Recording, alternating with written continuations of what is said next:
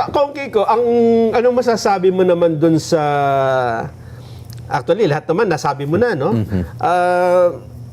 Itong nangyayari na impeachment, nagiging patas ba yung mga... Kasi kung minsan, di ba, nanonood tayo, merong mga nagtatanong yung mga senator judge, sa tingin mo ba, nagiging may patas ba ang pagtrato? Technically, very, since yung impeachment court na to, this also serves as part of their political, it's part of building their political images. Kaya parang naging publicity din ito para sa kanila. Pwede nila itong magamit sa 2028. Yes. Even during the time of my father, late Congressman P.D. Bersaga, during the Corona impeachment, naging nationwide famous siya dahil doon. Because he was serving as the prosecutor against Corona. And during that time, nakita ng mga tao na parang, well, this time center judges sila, but this can also serve as free publicity for the future 2028 campaign, especially mga re-electionists dyan, like Senator Ejercito, sila, sino pa ba? Gatchalian. Re-election, hindi ko na alam, sobrang dami ng senators. So yung ibig mo sabihin, ni Win. dahil sa mataas kasi tininan ko yung bagong survey, no? Ang taas nung survey ni BP Sara, yung satisfaction rating. Tumaas na naman eh. May mga senador dyan na, sabi mo nga, re-electionist. Yes. Parang bibigyan niya na ngayon ng magandang, kung hindi man pabor, ay at least ay patas na pagtrato ang kasong ito. Nasa trust rating since the institution as a whole is damaged. Noong panahon ni former Senate President Alan Peter Cayetano, nagkaroon ng investigation ulit into the flood control under Senator Marcoleta, yung sa Blue Ribbon Committee. Pero ngayon, nung nag-switch Senate presidency ulit sila, nakita ng mga tao na nawala na yung focus sa flood control at nabalik sa impeachment. And that's why they need to make this as dramatic, or not necessarily dramatic, as relevant as possible. Kasi kailangan nila ng distraction from the flood control. At now nakita na natin yung epekto ng flood control. Nagpilit sila ng DPWH Secretary, nagpilit sila ng House Speaker. And we can still see the same results. Yes. Pero ang problema, nag-impeachment nga, distraction, bumuhos naman ng ulan. Yes. So, balik na naman sa flood control. Yes, I mean, expected talaga yun because of this season. So ngayon, hindi na nila alam kung anong gagawin nila. The people do not want to focus on the impeachment. They want to focus on their immediate concerns, and that is the flood control issue. Especially ngayon, may dagat na tayo ng basura, bagong national attraction natin.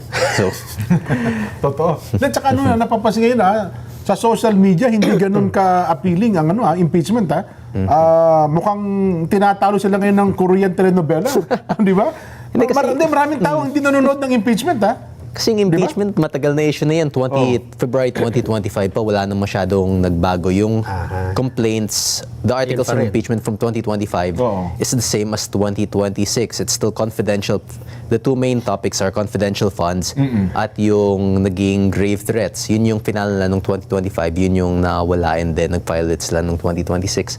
So parang old news na siya, hindi na siya yung masyadong pinag-uusapan kasi lahat na pag-usapan na. At saka narinig din sa hearing ng House, sa Kongreso. At saka pag nanood ka, dragging walang spectacular na At saka ibang inihintay nila na yung parang Senador Marcoleta na pag nagtanong yung inaabangan ng tao, wala yung ganun eh. Parang yung hearing ng ABS-CBN na nandun yung tatay mo, di ba? Sabihin yung tao talagang 9:10 eh. 9, sabihin, siya mo nakatutok, baka sa 10, ganun kataas yung awareness ng tao, Kong. Yes. Di ba? At mas marami ng problems ang bansa ngayon kaysa noon. We are facing severe economic problems, and yung fuel crisis din na ngayon tumataas, bumababa. It's a very inconsistent situation in the Middle East. Kaya mas marami ang taong bayan ay mas maraming tinututukan na iniisip na mas importante kaysa sa impeachment, and that's actually true. There are things more important than the impeachment court. Ang ginagastos nila doon is already more than the confidential funds which Vice President Sara Duterte is being accused of, and it will cost more and more as the impeachment court goes on.